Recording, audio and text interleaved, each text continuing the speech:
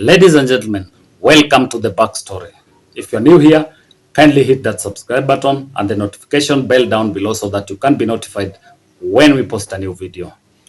Now, ladies and gentlemen, the controller of budget, Dr. Margaret Nyakang'O, has been arrested.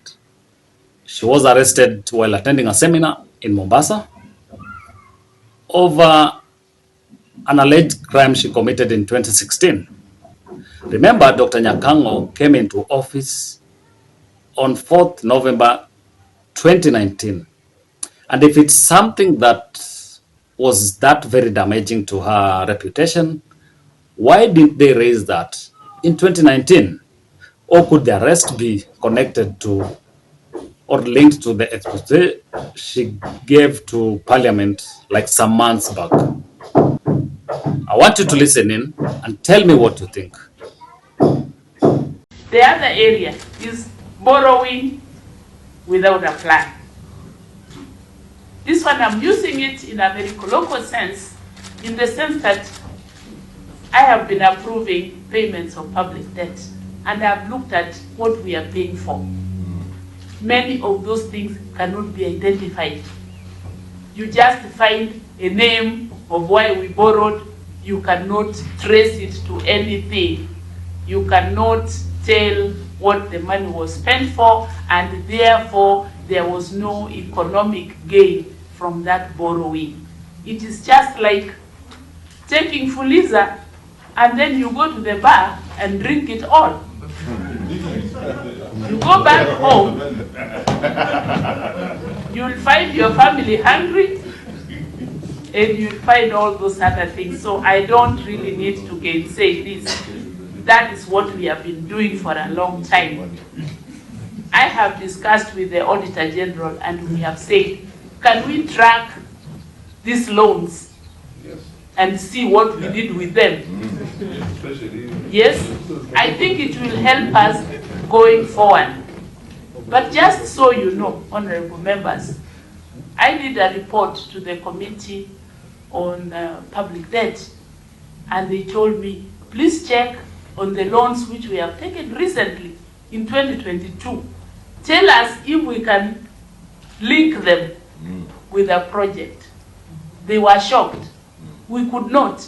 We found some ambiguous definitions of the loans, and the Treasury could not tell us what really we were going to do with those loans. So unless we wake up and link our borrowing to actual economic activity, will not come out of this hole. That I can say without fear of contradiction. Now, ladies and gentlemen, this is a very serious revelation that Dr. Nyakang'O made to the parliamentary committee. And this did not sit down well with some of the elected leaders in the previous regime and in this regime. And there were calls for her to resign, which I think she ignored. The calls for her to resign were championed by one Aaron Cherirot, who is the Kericho senator. I want you to listen into what he said then, and then we'll link it up to what is happening right now. I was not here the day Margaret Nyakang'O made her confessions, or so to speak, but I find her confession to be a typical Kenyan problem. If you read our constitution, Article 228(5), on the responsibilities and the roles of a controller of budget. Allow me just to read it verbatim so that we have it on record. The controller shall not approve any withdrawal from a public fund unless satisfied that the withdrawal is authorized by law.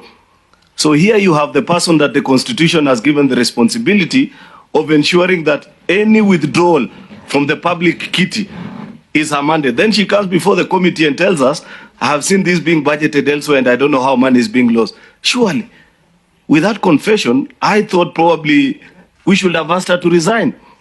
Because if you are allowing withdrawals through what is now being revealed to the committee and called budgeted corruption, then it means either you're incompetent or you're part and parcel of those that are stealing from us. Order. Yeah. End of order.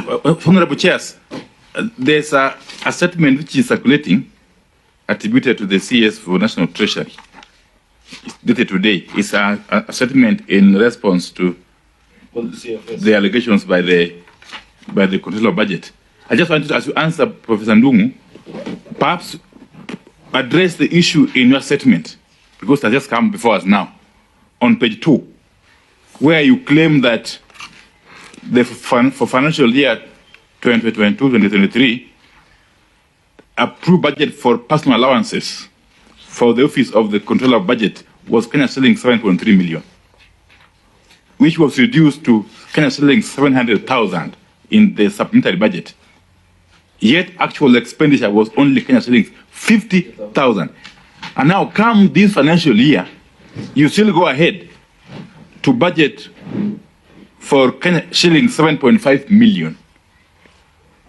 What would have informed this budgeting if the previous financial year, the only expenditure was 50,000 shillings? Down from a budget of 7.3 million. Is this what Nyakang'o was talking about? Finally, thanks.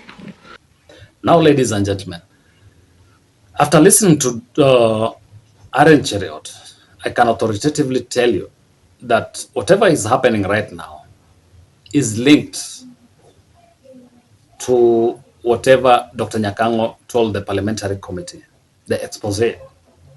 Remember, Dr. Nyakang'o came into office in 2019. She has a security of tenure that expires in 2017. And she can only be removed through a tribunal. And there are guys who are not feeling somehow comfortable with her in office because they see her as some kind of a live wire, someone who cannot be trusted in the dealings that are happening in the government.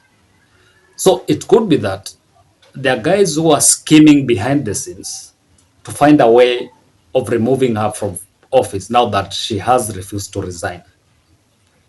So could the arrest be linked to guys who are looking for ways to impeach her or to form a tribunal against her?